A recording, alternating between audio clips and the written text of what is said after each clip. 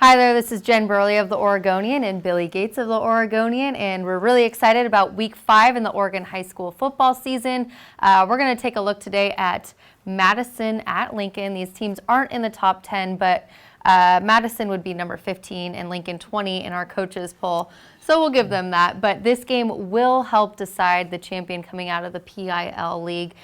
Billy, your initial thoughts on this matchup? I mean, yeah, like you said, it's going to go a long way in determining the champion of the PIL. I mean, obviously, Jefferson might have a little say in that, maybe even Grant too, if they have a real strong end of the season.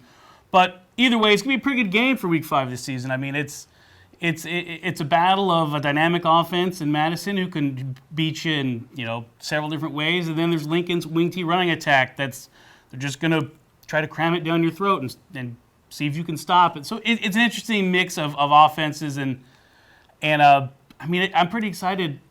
For as much as a PIL game can get, this is pretty fun. Let's take a harder look at the Madison offense. Last week, Marquise Sampson had 4 touchdowns, 2 rushing, 2 punt returns.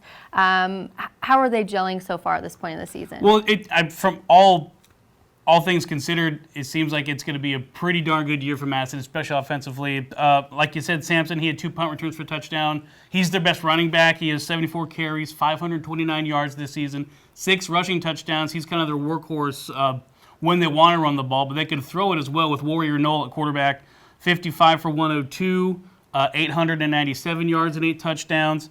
And the guy he throws it to is really, really good. Isaiah Mullen, verbal commit to Hawaii just recently, too, so congratulations, Isaiah. 21 catches, 391 yards, 4 touchdowns.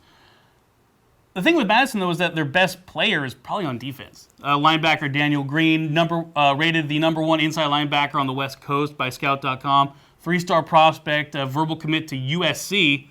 So, I mean, he's got to be pretty good, right? If he's telling people he's going to go to USC and people aren't, telling him to go away. Like, he's a pretty good ball player. And I mean, last week, like you said, against Cleveland, 74-0, just a walkover stuff. I mean, definitely going to see how good the Madison team is against a defense like Lincoln, who doesn't give up a ton of points. Yeah, I was going to say, let's talk about the Lincoln defense a little bit and how they might be able to stop this passing attack that Madison has.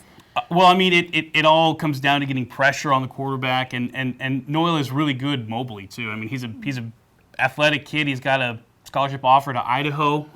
And there'll be a Big Sky team soon. They'll be coming around Portland, playing Portland State here in the next couple years. But you get pressure on the quarterback, you force him into bad throws, and good things happen. I mean, there's a reason why Lincoln has been, the team coming out of the PIL the past few years. And yeah, the running attack is good on offense, but they've been really stingy defensively. So if they can get after Noel, maybe take away other options in the passing game other than Mullen, because I think Mullen is a good enough kid that he's going to get his kind of regardless of how teams try to defend him. But I mean, if you take everybody else away, Mullen can't do it by himself. I mean, even though he's pretty good.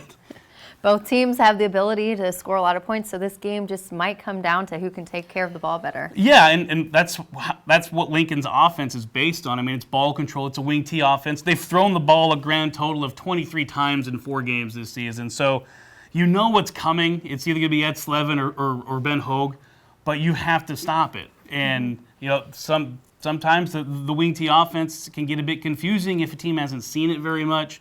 There's a lot of misdirection.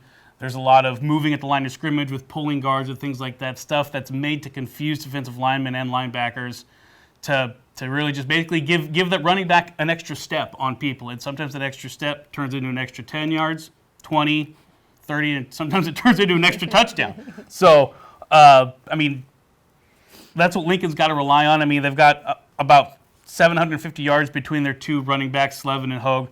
Hogue went off against Franklin last week in their 23-20 win over the Quakers. 22 carries, 151 yards, and 3 touchdowns. Hogue has 4 touchdowns on the season. 3 of them were last week, so he's got the hot hand right now. I wouldn't be surprised if he got the ball a little bit more against Madison. Well, one thing's for sure, we're really looking forward to this matchup. Both teams are undefeated in the PIL.